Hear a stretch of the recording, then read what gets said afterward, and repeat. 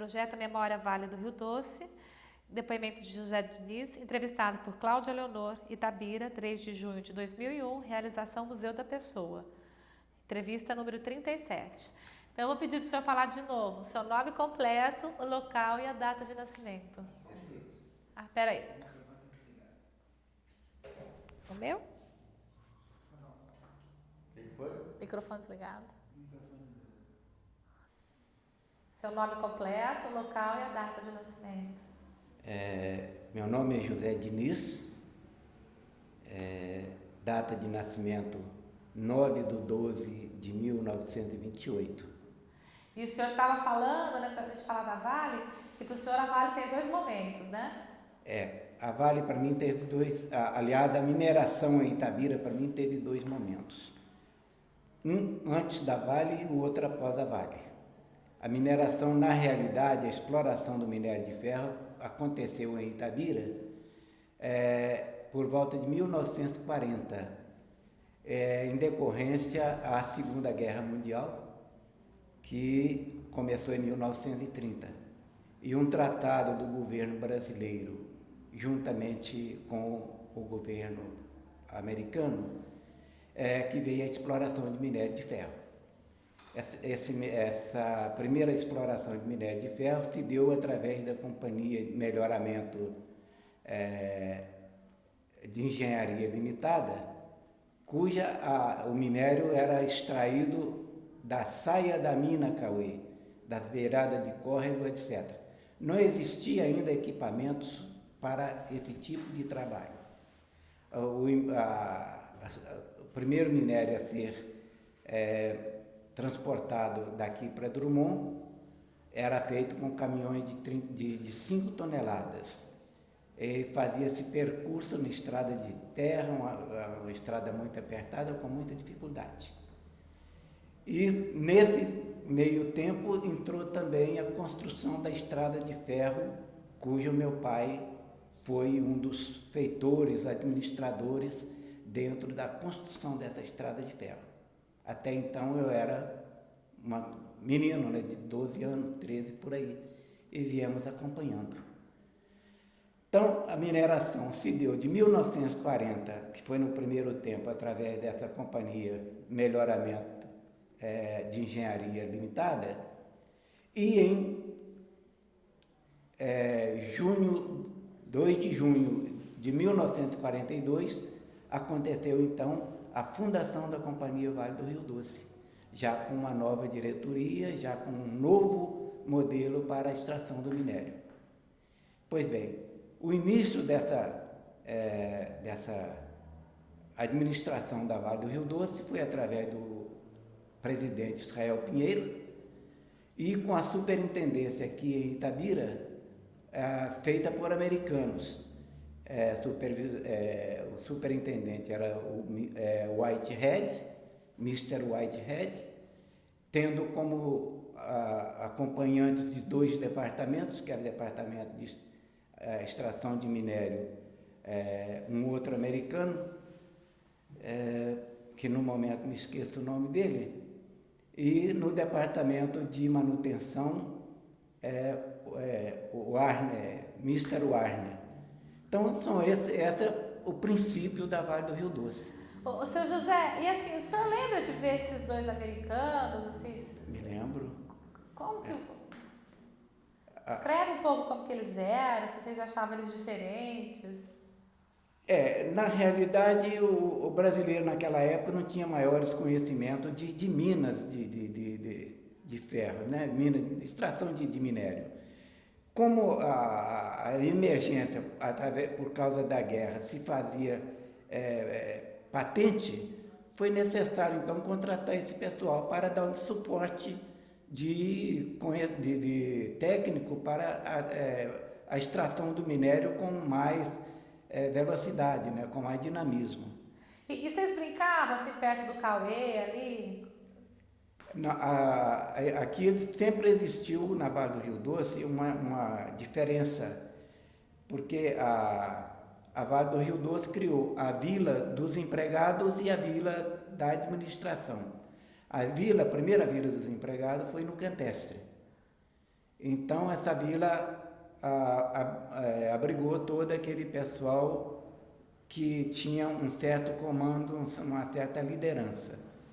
E uma terceira vila, que é a vila do explosivo, que era o pessoal de mão de obra direta.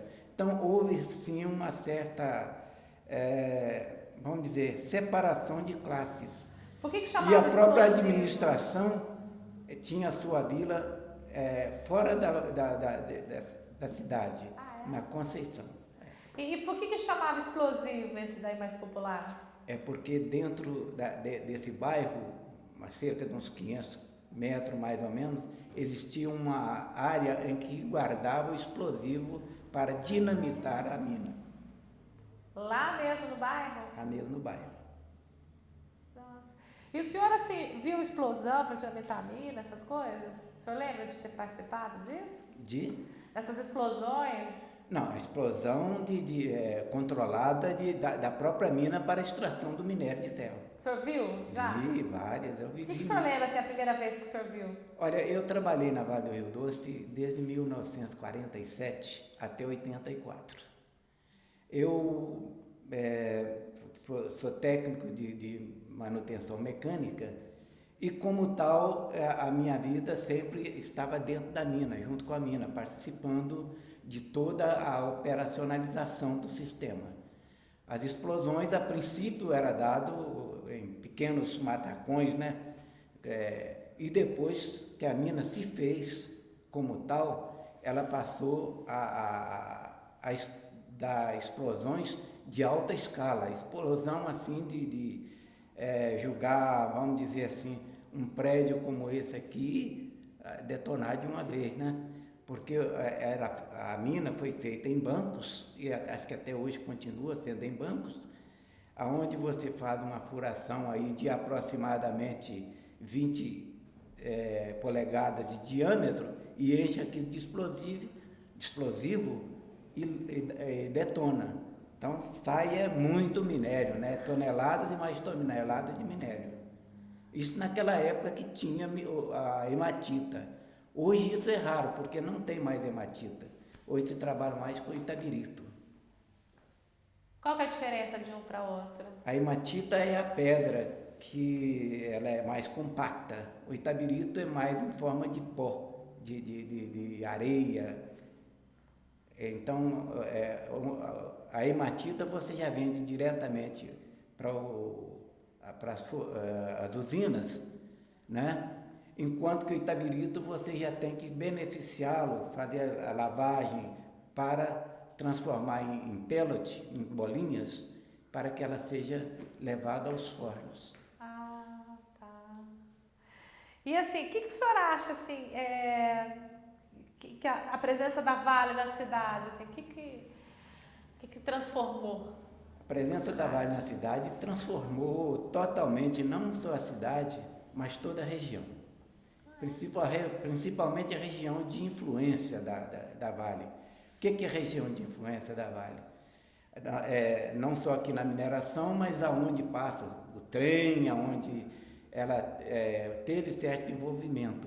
Daqui a Vitória é área de influência da Vale. E aqui, propriamente dito aqui em Itabira, ela teve uma influência muito grande no seu crescimento, na sua condição de desenvolvimento. Porque imagine você, Itabira naquela época, que eu me lembro, ela tinha mais ou menos umas 25 a 30 mil habitantes. Itabira hoje tem 100 mil habitantes. Itabira não tinha escola. Itabira hoje tem faculdade.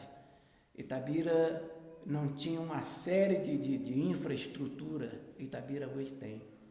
Itabira poderia, se tivesse uma política definida, uma política de boa vizinhança, uma política de união, Itabira hoje era para ser o polo de toda essa região com uma capacidade muito grande, porque a Vale do Rio Doce, ela sempre foi generosa com a cidade, mas infelizmente naquela época o povo não tinha assim maior conhecimento, relacionamento para exigir da Vale, olha, nós queremos isso, queremos aquilo, coisas concretas, entende? Não é como Carajás, que hoje o Pará está levando uma grande vantagem, porque dentro das dificuldades daqui, a Carajás hoje tem benefícios que Itabira não tiveram. Tá. Inclusive com relação ao meio ambiente, né? Que tem toda uma discussão em cima, né? O seu José, e assim, o que o senhor acha do senhor ter vindo aqui hoje, ter contado um pouco da sua vida em relação ao Vale e tudo? O que o senhor acha de ter dado essa entrevista pra gente, desse projeto Memória? Eu acho isso salutar, é muito importante. Creio mesmo que a Vale do Rio Doce era para ter tomado essa deliberação há mais tempo, porque acho que a gente vive de uma história. Nós temos um passado e esse passado ela tem que ser passado para nossos filhos, nossos netos e assim sucessivamente. Então, acho que ela está resgatando uma história. Isso é muito importante. Eu acho que ela está caminhando exatamente para o lado de conquistar esse lado e passar essa história para frente.